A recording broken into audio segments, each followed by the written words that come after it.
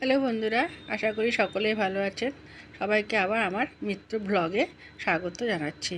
তো আজকে আমি একটা নতুন জিনিস বানাচ্ছি, তাই আপনার সাথে একটু শেয়ার করলাম। বানালাম হলো চিড়ে দিয়ে মাছের মাথা দিয়ে ঘন্ট।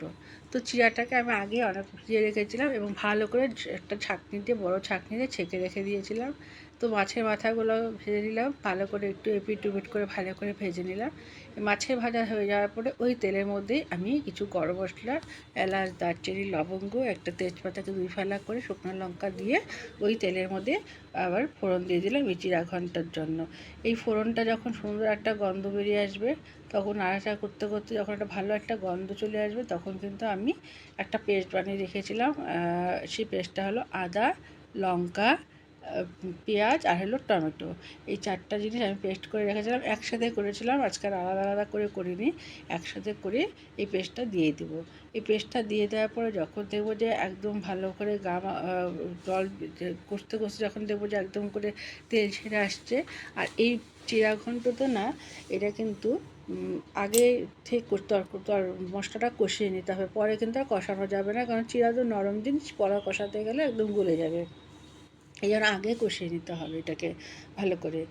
এবার ভালো করে যখন দেবো যে তেল ছেড়ে চলে আসবে, তো আমি একটা গুঁড়া মশলাটাকে এক চামচ ধনে গুঁড়ো, 1 চামচ জিরে গুঁড়ো, লঙ্কার গুঁড়ো আর হলুদ গুঁড়ো 1 চামচ আর লবণ 1 চামচ দিয়ে ভালো করে পেস্ট করে রেখেছিলাম একটা বাটির মধ্যে।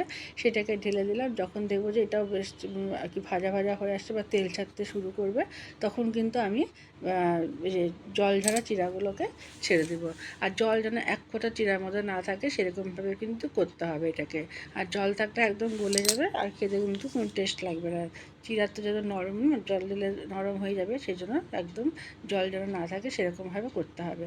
তারপর একটু নাড়াচাড়া করে নিয়ে মাছের মাথাগুলোকে এবার আমি ছেড়ে দিব। মাছের মাথাগুলোকে একটু থেতলো করে নিলাম, গোটা গোটা না দিয়ে। ভাজার পরে একটু থেতলো করে নিয়েছিলাম, শিলনোড়া দিয়ে থেতলো করে নিয়ে তারপর আমি এটাকে ছেড়ে দিচ্ছি। ছেড়ে দেওয়ার পর আবার একটু ভালো করে কষিয়ে নিব। কষিয়ে নেওয়ার পরে এখানে আমি কিন্তু একটু চিনি দিয়েছিলাম, চিনিটা একটু স্কিপড হয়ে গেছে, দেখানো হয়নি। তো চিনি একটু সামান্য দেবেন, তার টেস্টটা একটু ভালো লাগে খেতে।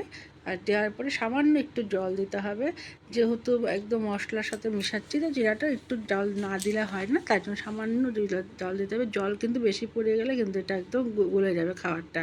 এরকমভাবে যখন পোলাওতে জল দেওয়া হয় মাপ মতন, সেরকমই অল্প জল দিতে হবে, দিলে একদম ঝরঝরা থাকবে তাহলে জিনিসটা। তারপর এইভাবে ভালো করে করে নিলাম।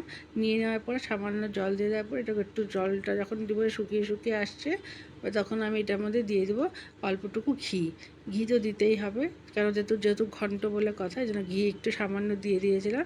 ঘি দেওয়ার পরে, ডাল দেওয়ার পরে তারপর আমি দিয়ে দেবো একটু গরম মশলা, লাস্টে ছিটিয়ে দিলাম। আর খেতে এত টেস্ট হয়েছিল, এই খাবারটা ছোটোবেলায় খুব খেতাম।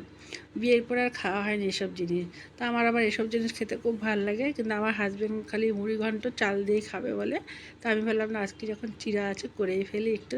অনেক দিন খাইনি, অনেক দিন বিয়ের পর আর খাওয়াই হয়নি বলতে গেলে। যেহেতু আমার হাজব্যান্ড খায় না, করতে ইচ্ছা করে না, তো ছিল বলে করে ফেলা। হয়ে যাওয়ার পরে গরম মশলা দেওয়ার পরে নামিয়ে দিলাম। দেখুন একদম শুকনা শুকনা হয়ে গেছে।